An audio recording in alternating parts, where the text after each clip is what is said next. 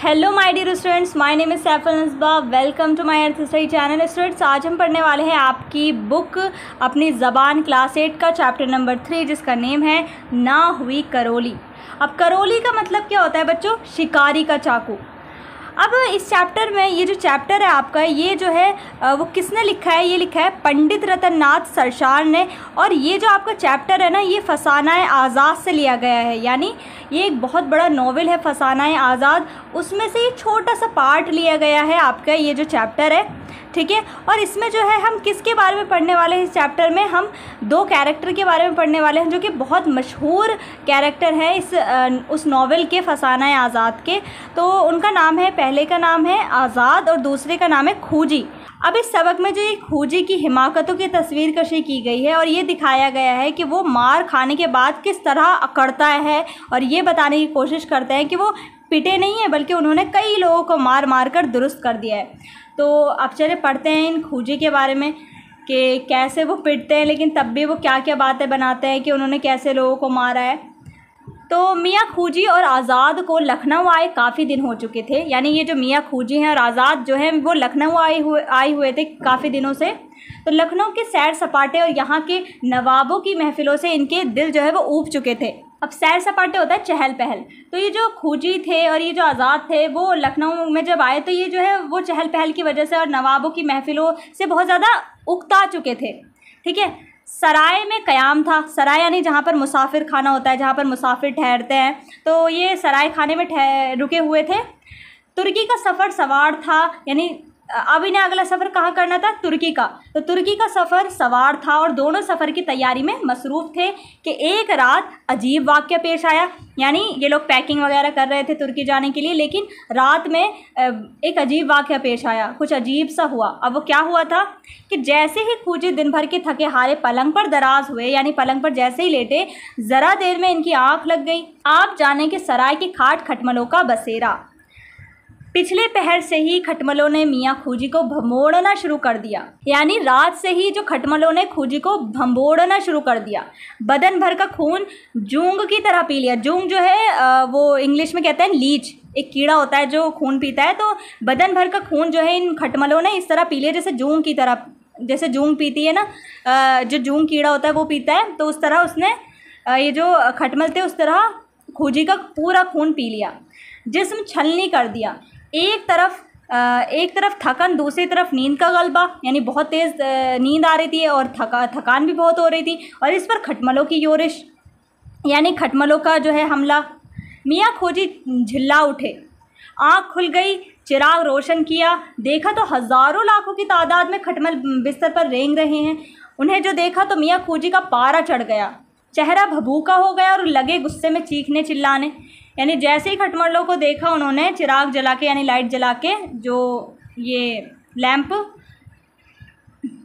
जला के, तो वैसे ही देखा कि खटमल, बहुत सारे खटमल हैं। तो उन्हें देख के भाई गुस्सा चढ़ गया और बोलने लगे कि अरे लाना मेरी करौली, यानी मेरा चाकू लाना, ज़रा लाना मेरी करौली। अभी इन खटमल गेदियों को मौत के घाट उतारता हूँ। यानी गेदियों यानी बेवकूफ़, यानी अभी इन बेवकूफ़ों को मौत के घाट उतारता हूँ। इतनी करौलियाँ भोंकूँगा कि छठी का दूध याद आ जाए। उन्होंने क्या समझा है? अरे लाना मेरी करौली, कहाँ गई मेरी करौली? मियाँ खूजी ने हाँक लगाई और यूं धाड़ धाड़ कर चीखे तो तमाम सराय वालों की नींद हराम हो गई। अब जैसे ही बेचारे खूजी चिल्ला रहे थे लाना मेरी करौली, लाना मेरी करौली, तो सारे जो सराय में वहाँ लोग ठहरे हुए थे, बहुत सारे लोग रुके हुए थे, तो वो भी, उनकी भी नींद हराम हो गई, वो भी जाग गए।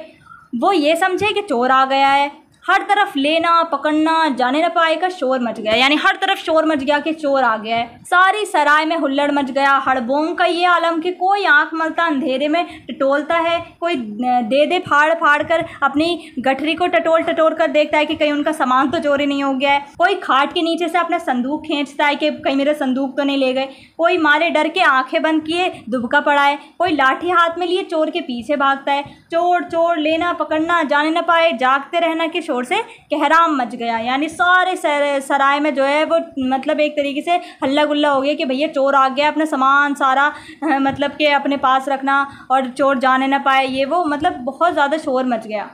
मियाँ खूजी ने जो लेना पकड़ना जाने न पाए, जागते रहना, चोर चोर की आवाज़ें सुनी तो खुद भी गुल मचाने लगे। यानी एक तो खुद शोर मचाए रहते और उसकी वजह से सारे लोग जाग गए। और जब लोग शोर मचाने लगे तो खूजी ने भी समझा कि चोर आ गया और वो भी चिल्लाने लगे मियाँ खूजी, हाय हाय खबरदार, जाने न पाए लाना मेरी करोली, ए चोर गेदी ठहरे रहना, मैं अभी करोली लेकर आता हूँ। यानी ए बेवकूफ़ चोर, अभी ठहरे रहना, मैं करोली लेके आता हूँ, अपनी चाकू लेके आता हूँ। अब मियाँ खूजी को ये कौन बताए कि ये शगुफ़ा खुद इनका ही छोड़ा हुआ है, यानी खुद इनका ही ये जो बोया हुआ है, ये जो पौधा है उनका ही तो बोया हुआ है। यानी सारी वजह तो यही है खूजी। ना वो सोते, ना खटमल काटते, ना वो चीखते चिल्लाते और ना खटमल का चोर बनता। बात का पतंगर तो खुद उन्होंने ही बनाया था। अब मियाँ खूजी की रग बहादुरी भड़क उठी, एकदम से कुंडी खोलकर चोर पर लपक पड़े। आओ देखा न ताओ, गला फाड़ कर चीखने चिल्लाने लगे, लेना लेना लेना, जाने न पाए।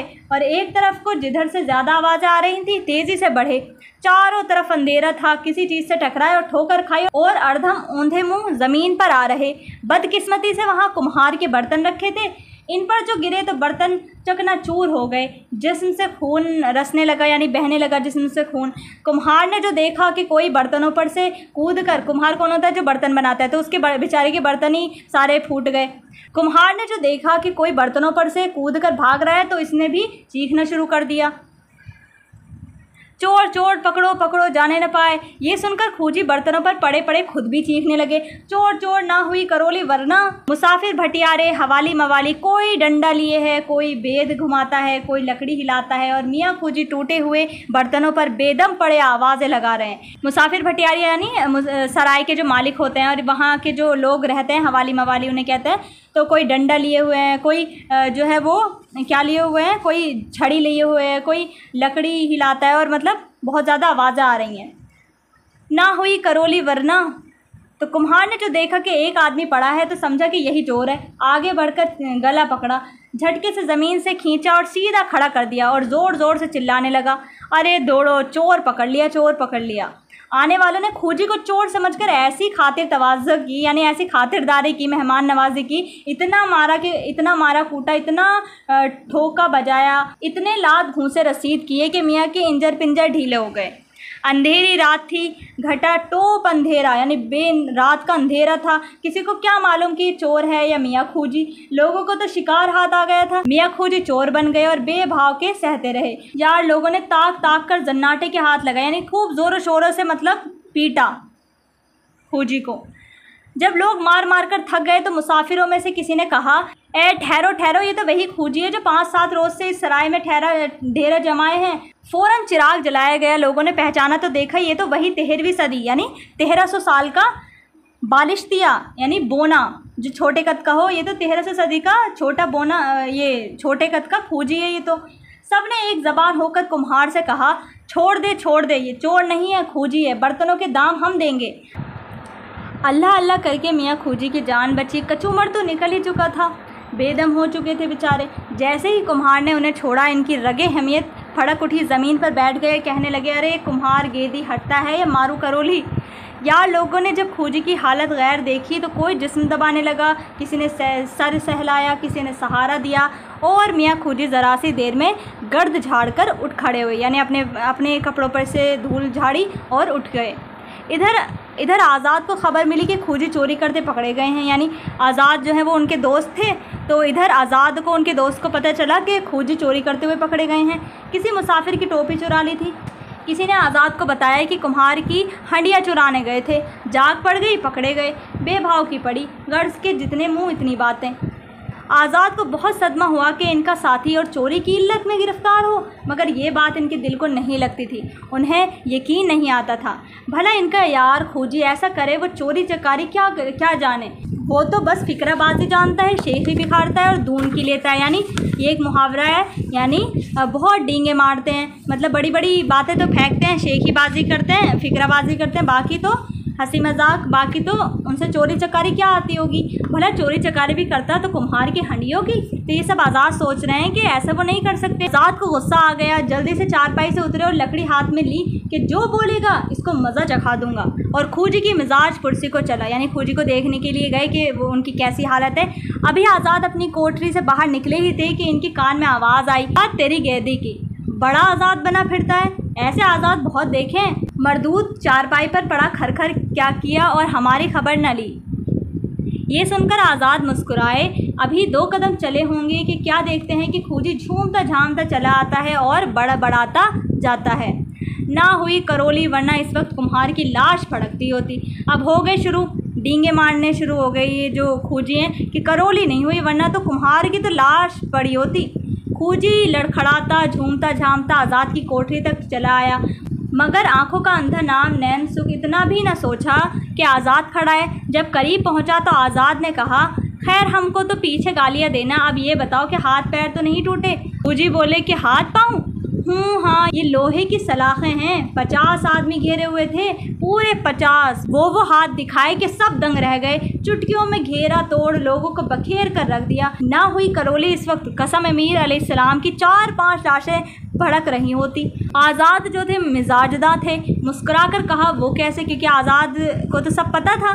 खूजी ने फ़ौरन हाथ फेंक कर कहा, वल्लाह मैं इस वक्त फुलझड़ी बना हुआ था। बस कैफियत ये थी कि 10 आदमी इस कंधे तो 10 आदमी इस कंधे।